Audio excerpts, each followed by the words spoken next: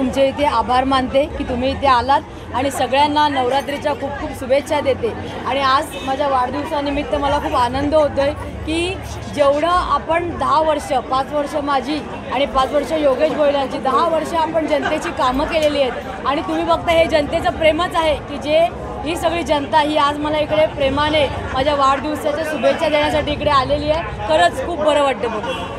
असं प्रेमच आहे आणि हे जनताच आहे की जी आम्हाला एवढी प्रेम करते आणि हीच जनता आम्हाला परत परत इकडे निवडून देते। या वॉर्ड नंबर 25 मध्ये योगेश भोईरनी 5 वर्ष काम केलं म्हणून मला जनतेने निवडून दिलं आणि आता पण आम्ही इलेक्शनची वाट बघतोय की कधी इलेक्शन येते म्हणजे पुन्हा ही जनता आम्हाला परत निवडून दे। माधुरी ताई को ढेर सारी शुभकामनाएं देता हूँ। उसी के साथ मेरी छोटी बेटी श्रेया, इसका भी जन्मदिन है। दोनों का जन्मदिन आज यहाँ पे मनाया जा रहा है। माधुरी ताई ने कहा था कि ये जो सब चल रहा है, पॉलिटिक्स चल रहा है, राजकारण चल रहा है, तो वार्ड दिवस या जन्मदिन वो बोल रहे थे कि मैं नहीं मनाना चाहती, लेकिन कार्यकर्ता इतने उत्सुक थे, कार्यकर्ता ने खुद ब खुद अपने मन से ये सब तैयारी की और माधुरी ताई को बोले कि आप हमारे नेता हो, आप हमारे आगे का फ्यूचर हो, भविष्य है, आपका जन्मदिन हम ज़रूर मनाएंगे, आप नहीं करेंगे तो भी हम आपका मनाएंगे। मैं उनके जन्मदिन के उपलक्ष्य में सभी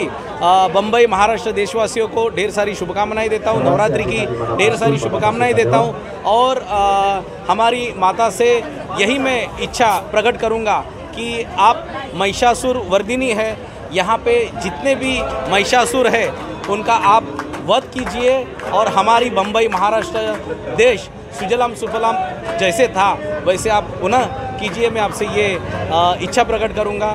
जय हिंद।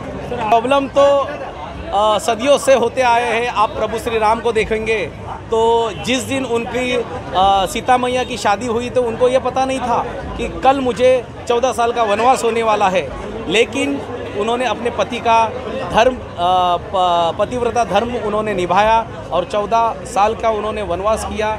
लेकिन 14 साल काटने के बाद प्रभु राम वहाँ पे अपनी चेयर पे सिंहासन पे विराजमान हुए।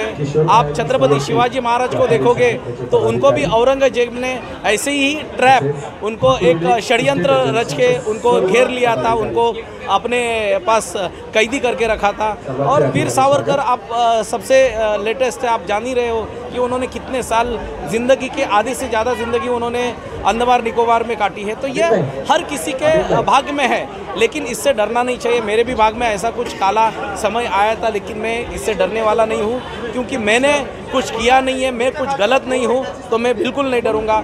जिसको डरना है, जिसने गलत किया है वो डरेंगे वहाँ पे, मुझे उसके लिए कोई चिंता नहीं। जहाँ पे हूँ मैं शिवसेना उद्धव बाळासाहेब ठाकरे गुट के साथ हूँ और हमेशा रहूँगा। भोईर यांचा वाढदिवस आहे, आज त्यांना शुभेच्छा देण्यासाठी खास करून मी या ठिकाणी उपस्थित राहिलो आहे। आज आपण बघितलं तर उद्धव बाळासाहेब ठाकरे सेनेच्या या नगरसेविका गेले 5 वर्ष आणि योगेश दादा पण त्याच्या आधी नगरसेवक म्हणून काम केलेलं आहे आणि एक भोईर कुटुंब आज या प्रभागामध्ये चांगल्या पद्धतीने लोकांची सेवा करते, कामं करते। खूप अशी विकास कामं आज त्यांच्या माध्यमातून या प्रभागामध्ये झालेली आहेत। मी एकच शुभेच्छा देतो की येणाऱ्या महानगरपालिकेच्या काळामध्ये पुन्हा एकदा भोईर कुटुंब आम्हाला नगरसेवक म्हणून त्या ठिकाणी दिसेल आणि नक्कीच पुन्हा आपण एकत्र या महानगरपालिकेवर उद्धव बाळासाहेब ठाकरे आणि शिवसेनेचा भगवा झेंडा आपण फडकवू।